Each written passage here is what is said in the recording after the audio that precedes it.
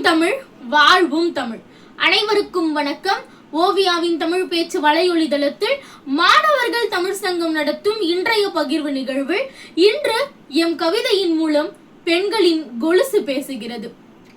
அம்மாவின் மடியில் ஆனந்தமாய் ஆடிக்கொண்டிருந்த கொலுசு, அடைக்கலமான அப்பாவின் கைகள் பிடித்து நடக்க பழகும் நாழிகையில் நடனமாடி கொண்டிருந்த கொலுசு, மழலையாய் அங்கும் இங்கும் தாவியாடி கொண்டிருந்த கொலுசு, தாய் மாமனின் சீதனமாய் குமரியின் மெல்லிய நடையில் மௌனம் வாசித்த கொலுசு, தாயாக மாறி சமையலறையில் சலசலத்த கொலுசு, சாதனை பெண்களின் பாராட்டு விழாவில் சரித்திரம் படைத்த கொலுசு, இல்லத்திற்கு வந்த சோதனைகளை எல்லாம் சாதனைகளாக்கி பேர பிள்ளைகளின் சிரிப்பினிலே மறைந்து போகிறது.